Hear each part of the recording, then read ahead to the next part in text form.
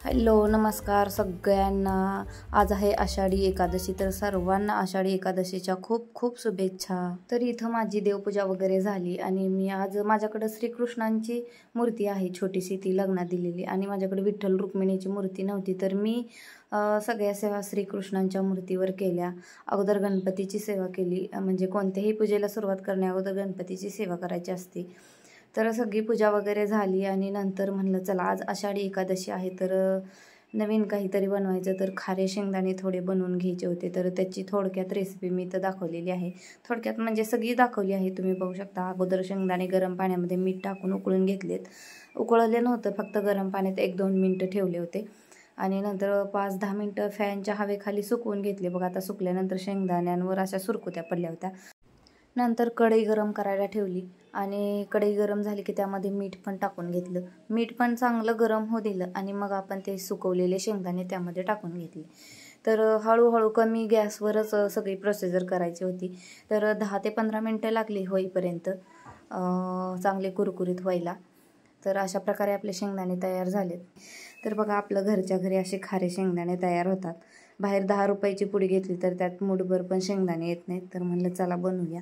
तर इथे शेंगदाणे आपले खारे बनवून झालेले होते। तर म्हणलं आज उपवास आहे, तर नंतर मी बटाट्याची भाजी बनवून घेतली उपवासासाठी, खिचडीसोबत खाण्यासाठी। तर इथं बटाटा शिजवून मी साल काढून घेतले होतं आणि चाकूने बारीक फोडी पण करून घेतल्या होत्या।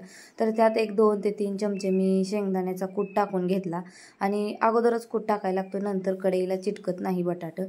तर कूट टाकून घेतला आणि बटाटा असं खालीवर मिक्स करून घेतलं। कढई गरम करायला ठेवली आणि त्यामध्ये 1 चमचा तेल टाकून घेतलं। जास्त नाही टाकायचं, बटाटा जास्त तेलकट होतं, जास्त तेलकट असलं की खायला ते चांगलं नाही वाटत आणि जास्त तेलकट खाऊ नये पण। तर मी सगळं मिक्स करून घेतलं आणि वरतून टाकली थोडीशी लाल मिरची पावडर, म्हणजे उपवासाचं आहे म्हटल्यानंतर मी मिरचीचं पण हिरव्या छान लागतं, तर मला आवडतं लाल तिखटाचं, तर मी लाल तिखट टाकून इथं चांगलं मिक्स करून घेतलं आणि नंतर वरतून लास्टला टाकून घ्यायचं मीठ चवीपुरतं आपल्या टाकून घ्यायचं।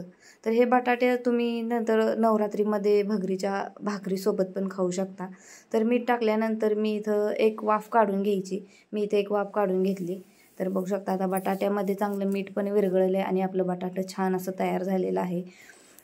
तर बटाटा मी आता इथं एका बाउलमध्ये काढून घेते, बघू शकता बाउलमध्ये मी काढून घेतले आणि नंतर इकडं मी ताट पण तयार करून घेतले, बघू शकता। आता तुम्ही या फराळीचं करायला, तर आज बनवलं होतं, आता तुम्ही रेसिपी बघितलीच असेल, शाबू, बटाटा आणि चिप्स तळले होते, थोडं दही साखर घेतले होतं आणि खारे शेंगदाणे। तर कसा वाटला आजचा व्हिडिओ नक्की सांगा आणि सगळ्यात महत्त्वाचं चॅनलला सुद्धा सबस्क्राईब करा। भेटू अशाच नवीन एका व्हिडिओमध्ये।